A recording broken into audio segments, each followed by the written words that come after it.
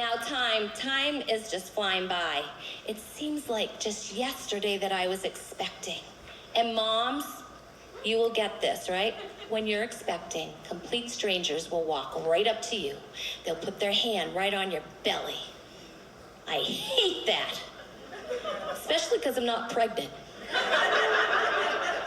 That is just creepy in Walmart. But my son now is already 268 months. And he just graduated college with a degree in film and cinematography. That was weak. Okay. It's okay. But, you know, he was able to help me put together a 3-minute demo video using his new skills.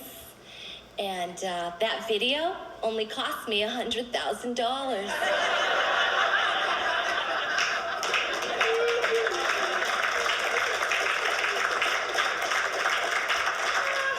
Now, he is my only child, so you can imagine how upset I was when I found out that he wanted to relocate to our basement.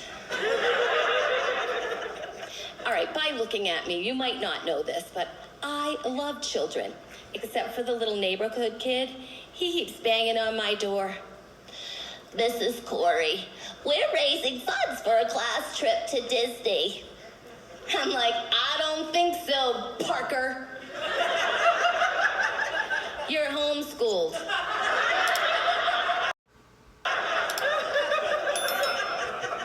So I found out some really important information. I want to pass this on to you. There are certain things that you can say to children that you should never say to adults. But imagine if you could. Here you are, you're at a family reunion. Oh my goodness, Aunt Becky, look at you. You've gotten so big since the last time I've seen you. You are quite the chunky monkey. I bet you grew out of all your clothes you had from last year. Cousin Carl, my goodness, looks like you lost another tooth. You are gonna put that tooth fairy out of business. Uh-oh. Think somebody here had a little accident. Was that you, Nana?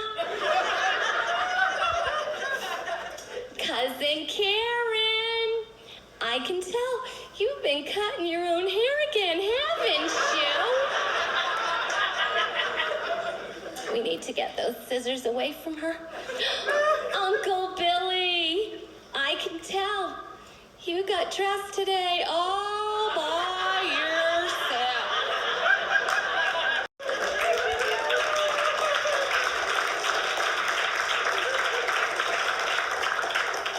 So I was scrolling on Facebook, you know, and one of my Facebook friends posted, "Oh, my husband, he's so sweet. He just sent me this beautiful bouquet of flowers for no reason at all.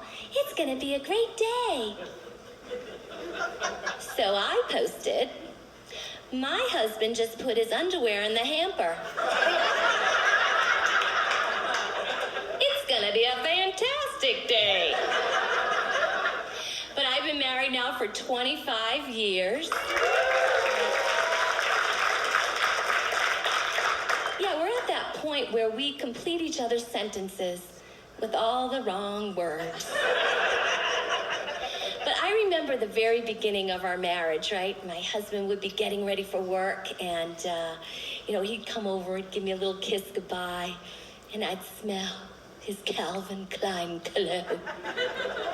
And now, you know, he's getting ready for work, and he comes over and he gives me a kiss goodbye, and I smell Ben Gay.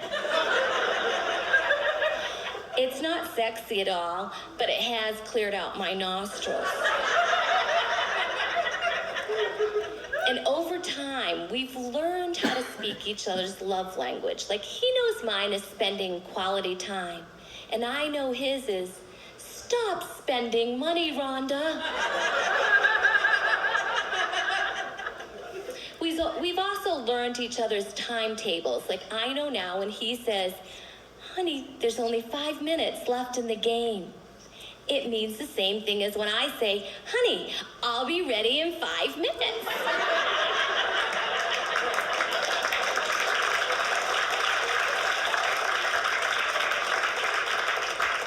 So we're in the car, we're spending some quality time together. And he looks over at me and he says, Rhonda, do you know what's longer than the line at Walmart on Black Friday? And I said, would that be your love for me? And he said, no, that would be the hair on your chin.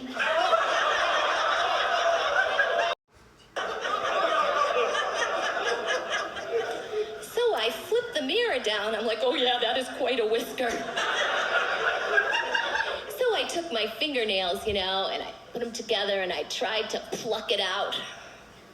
Ladies, you know what happened. Curl that baby like a Christmas ribbon. So I reach in my bag and I'm trying to find my tiny little flat iron. And I straightened it out. Gelled it back down. And I didn't make any mention of the mohawk that was growing out of his ear. So we pull into the parking lot, right? And he parked so far from the restaurant door, I started a fundraiser for the walkathon. I'm out there getting sponsors. 50 cents a mile. He said, Rhonda, it's good exercise. I said, honey, you go on ahead. I'm gonna wait for my Uber. So I meet him at the restaurant door, and there's a big sign that says, kids eat free every Tuesday. And what I see is, don't come here on Tuesday. So we get inside the restaurant, and I hand off my Fitbit to the waitress.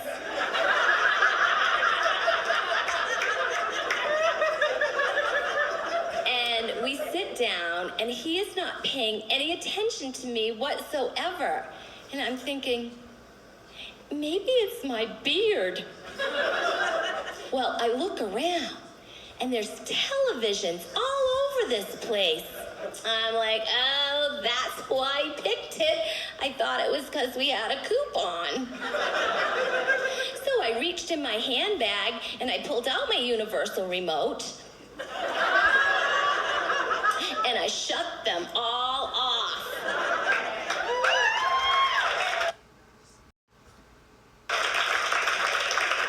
Now I had his attention and the attention of the manager. And we are no longer welcome at Applebee's. So we're having this amazing conversation. Okay, basically I was just talking a lot.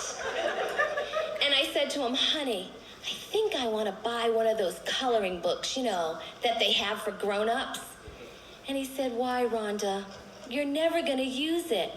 When's the last time you used your grown-up Easy Bake Oven?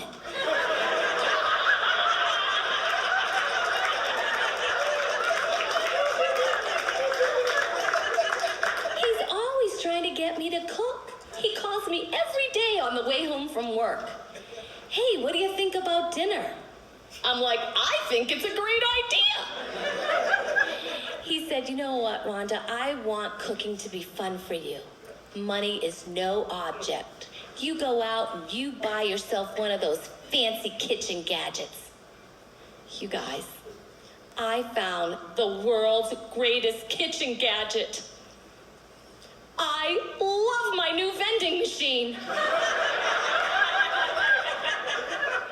Guess what his favorite meal is? E7. So 25 years we've been married, right? Last year, he totally forgot our anniversary. So many wives would give their husbands the silent treatment. I would never do that. Why reward him?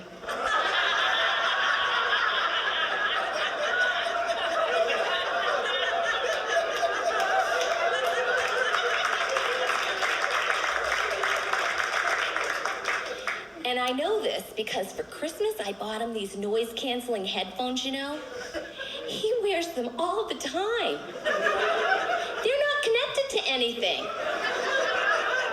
He said they're his favorite gift ever. But you know what?